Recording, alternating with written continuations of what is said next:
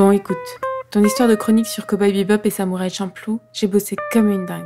Moi, j'y ai beaucoup réfléchi. Depuis le début de cette chronique, t'as fait que picoler et te plaindre. Ça m'aide à réfléchir. Et quels sont les résultats de tes réflexions? Alors, je m'en souviens pas vraiment. C'est un peu le défaut. Bah vas-y, te gêne pas, fais comme chez toi.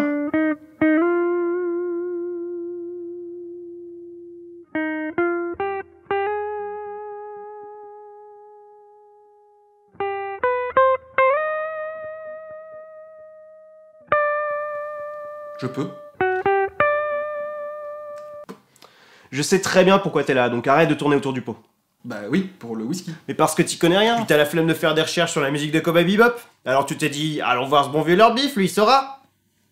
Bah non, je veux vraiment du whisky. Cette bonne poire de Lord Beef, il va faire tout le boulot à ma place. Je me sers. Parce que Monsieur Bolchegeek, il aime bien écouter la BO, mais pour se renseigner, y a plus personne. Attends, t'as pas parlé de poire sinon? Monsieur Bolchegeek, qui veut parler d'une série qui s'appelle Cowboy Bebop. Mais Bebop pour lui, c'est le rhinocéros des Tortues Ninja. Non mais... C'est pas le facochère, ça? Le facochère, c'est pas Pumba, plutôt? Mais non, ça c'est le chien de Mickey. Pour lui, etc. Bah tu sais quoi? Je le ferai pas ta vidéo, tu peux toujours courir. Ok. Bref, j'ai fait tout le tour de la question, mais à un moment donné, il va vraiment falloir que tu me dises ce que tu veux. Et pas la peine de me supplier, hein, je t'aiderai pas. Peut-être qu'il te faudrait un truc plus classique. Se pencher sur le réalisateur de Cowboy Bebop et Samouraï Champloo. T'en as appris quoi depuis le début? Qui s'appelle pas Hirohito.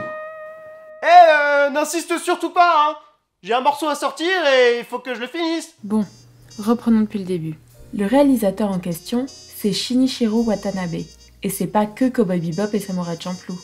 On lui doit l'adaptation de Kids on the Slope, un manga qui parle de jazz, quelle coïncidence, Space Dandy, qu'on a déjà évoqué, et Terror in Resonance, qui aborde le terrorisme, sujet qu'on retrouve d'ailleurs dans un épisode de Cowboy Bebop, avec le personnage un peu ridicule, mais étonnamment sympathique de Teddy Boomer. Mais en plus des séries animées et de tout plein de postes variés sur d'autres projets, eh bien les deux animatrix mortelles, Detective Story et Kid Story, c'est lui. On retrouve d'ailleurs une ambiance polar noir jazzy dans le premier, et des problématiques de lycéens dans le second, comme dans Kids et Terror. Des lycéens, on en retrouve aussi dans son segment pour le projet collaboratif Genius Party, Baby Blue. Et pour Blade Runner 2049, film tout né au noir de partout, c'est sans surprise à lui aussi qu'on confiera le cours d'animation.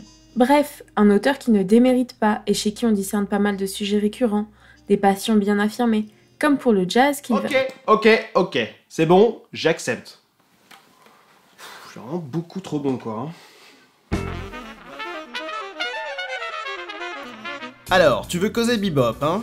Mais tu veux éviter de faire un cours exhaustif sur une histoire aussi riche que celle du jazz.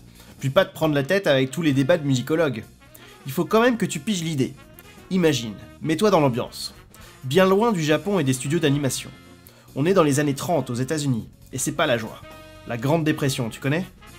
Les gens, ils veulent se changer les idées, se divertir, danser. Les postes de radio fleurissent dans les foyers. On aime le Charleston et swinguer. Le swing, c'est ce jazz qui est fait pour que tu te dandines dans ton salon, mettre une petite ambiance dans les repas raffinés, ou te faire sortir alors que la prohibition disparaît petit à petit. Dis-toi bien qu'il y avait cette foutue ségrégation et que ça a été, on va dire, tumultueux pour cette musique de noirs interdite d'entrer dans les bars et refoulée par les stations radio. Mais même les blancs se mettent à écouter du jazz. Ils peuvent même accepter la présence des noirs, à condition qu'ils soient là pour leur jouer du jazz. Un jazz pour les blancs. En dehors des big bands où on veut bien les payer pour divertir, ils n'ont qu'à faire leur musique à eux de leur côté, sur les radios noires et dans les bars à putes. Et là, débarquent les années 40, et la guerre mondiale emporte ses musiques dans ses valises. Jusque dans l'élite parisienne et même au Japon.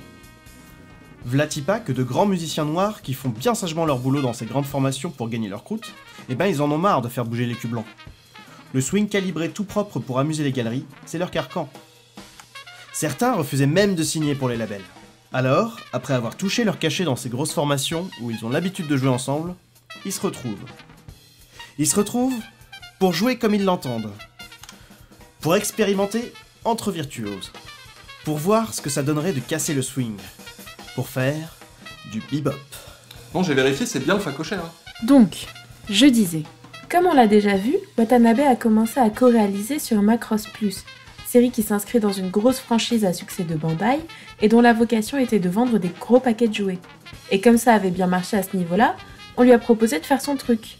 Mais souviens-toi, Cowboy Bebop est crédité comme une création collective au nom de plume Hajime Yatate. C'est que, figure-toi, le projet n'est pas tellement né d'un concept original que de l'envie de faire quelque chose avec des collaborateurs qui avaient aimé travailler ensemble, dont le scénariste Keiko Nabimoto et la musicienne Yoko Kanno. Des gens qu'on retrouvera sur les projets les uns des autres par la suite et qui à la base travaillaient sur Macross Plus. Ouais, j'ai pas rêvé, il a bien parlé de poire tout à l'heure. Alors fort de leur succès sur cette énorme machine calibrée où ils avaient appris à bosser ensemble, les voilà qui se disent qu'ils se retrouveraient bien sur un projet hors des carcans, pour expérimenter entre virtuoses, pour voir ce que ça donnerait de casser les codes de l'animation mainstream, pour faire Cowboy Bebop. Avec le bebop, les formations sont beaucoup plus restreintes. Des quartettes, des quintettes. Pas de grosses machines comme les big bands. Tu vois, c'est que les musiciens se rendent d'autant plus libres des codes qu'ils les maîtrisent à la perfection. Au lieu d'arriver avec un morceau à enregistrer, on expérimente, et on voit ce qui en sort. Ce qu'on va utiliser ou pas. On n'est pas là pour vendre une grosse vache à lait. Et surtout, on s'affranchit. Tant pis s'il n'y a pas moyen de danser dessus. Tant pis si on sort pas un tube pour la radio. Le bebop, c'est pas dansable, pas chantable. Il faut s'y plonger pour en apprécier toutes les subtilités. On n'est pas là pour te prendre par la main et tout te servir sur un plateau d'argent. D'ailleurs, les premiers enregistrements ne se feront qu'en 45. Et surtout, on fait ça ensemble, et la musique de chacun nourrit celle des autres. La jeunesse de Cowboy Bebop n'est pas à chercher dans la personnalité de Watanabe, mais dans un auteur hybride. Hajime Yatate, ce nom de plume, vient d'ailleurs d'un poème parlant de la peur de prendre des risques en art. Car comme l'a dit Alice, la création, chez Watanabe, est une conversation. Ah, Alice, je me souviens. Ah non, hein. Dans une grosse production calibrée comme Macross Plus, le scénariste doit inscrire son écriture dans les canons de la franchise et ses objectifs, y compris commerciaux, que le réalisateur va devoir mettre en scène, se concentrant par exemple sur l'action des robots qui seront les jouets les plus vendus par Bandai, raison même de leur financement, et la musique servira à illustrer tout ça. Mais pas Cowboy Bebop. Un morceau pourra être à la base d'un épisode où les musiciens improvisaient une séquence. Le scénario d'un épisode pourra n'avoir comme raison d'être que de justifier une expérimentation visuelle. L'univers reste en permanence assez ouvert pour caler des ambiances venues de genres, d'époques et de styles différents selon les envies. Les personnages vont commencer la série comme des archétypes marquants, mais aux contours flous. Spike comme un avatar fantasmé de Watanabe, un pot pourri de ses influences, Ed comme celui de la compositrice Yoko Kanno enfant, et on colle dans l'intrigue le corgi d'un membre de l'équipe. Leurs backgrounds pourront prendre forme au besoin et à l'envie, voire rester extrêmement indéfinis. Très vite, la section des jouets Bandai retire ses billes en comprenant que la série ne fera jamais vendre les vaisseaux qui justifiaient son investissement. C'est la section animation qui est venue à la rescousse du projet et lui garantir sa liberté créative. Et tant pis s'il n'y a pas moyen de refourguer des produits dérivés. T'aurais pas du bif, Lord Snow.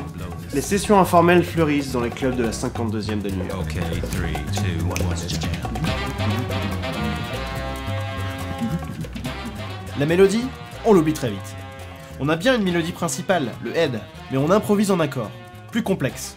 Le rythme, il s'accélère, se fait asymétrique, et il devient l'égal de la section mélodique. Les influences, on va les chercher partout, et libre aux musiciens de caler des harmonies inspirées du classique.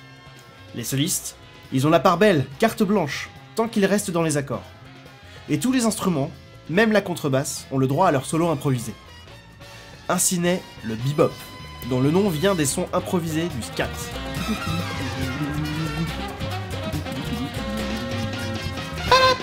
Feu, tu dois bien avoir une appli pour ça. Les épisodes de Cowboy Bebop ne s'appellent pas Session pour rien, et pas seulement à cause de leur titre aux références musicales ou à l'importance accordée à la BO. Très autonomes, ils répondent à leur propre style, leur propre rythme, leurs propres ambiances. Parfois à leur propre logique suspendue dans le temps, comme l'épisode Toy in the Attic, rappelle Alien, où toute l'équipe est contaminée par un organisme issu d'un truc qui moisit dans le frigo. Paye ton pitch prétexte. L'équipe a même plaisanté en disant que tout ce qui se passe après cet épisode est un rêve et qu'ils sont en fait tous morts dans cet épisode, pourtant totalement déconnectés du reste. Ou comme le long métrage, une sorte d'épisode de luxe dont on ne sait pas très bien comment il s'intercale dans l'unique saison de la série. Et puis en fait, on s'en fout, non ? Des libertés qu'on retrouvera d'ailleurs dans d'autres œuvres de Watanabe, avec ses complices habituels, ou de nouveaux virtuoses comme Nujabes à la musique de Samurai Champloo. J'allais demander à Nat. L'intrigue principale? Une simple mélodie qui revient de temps en temps, surtout au début et à la fin. Chaque épisode est un solo qui pourrait s'inscrire à n'importe quel moment de la chronologie. Jusqu'au long métrage même, totalement dans la lignée de la série, mais sans qu'on sache vraiment quand il se passe. Le rythme? On y va à fond, avec des sessions hyper denses de 20 minutes chacune, avec un début et une fin, comme autant de petites nouvelles. Ça envoie sec, dans le vif du sujet. Des bastons, des combats spatiaux et des intrigues resserrées. Les influences? On a déjà parlé de leur diversité, et libre à chacun d'y apporter les siennes. Libre aussi de prendre le contrôle d'un épisode où la ligne directrice sera la musique, un pitch original ou une envie de réalisation, en accord avec le reste de la série et le soutien des autres divisions créatives, dans une harmonie à la fois chaotique et créant sa propre cohérence. Toutes les sections artistiques deviennent des égales. Une cohérence qu'on appelle Cowboy Bebop, une série d'animation japonaise au nom d'un genre cinématographique et d'un style musical américain. Une série qui revient aux bases, à l'essentiel, et pourtant... Le plus drôle dans tout ça, c'est qu'en se voulant un retour aux sources, le bebop a été le point de départ du jazz moderne. Cowboy Bebop a été produit comme une expérimentation hors des codes et est devenu lui-même un objet culte, une inspiration, une référence. Comme il le dit lui-même, un nouveau genre à lui tout seul. Maintenant que t'as ce que tu veux, arrête de vider mes bouteilles et tire-toi de chez moi. Bon, on se fait un bœuf? Ok.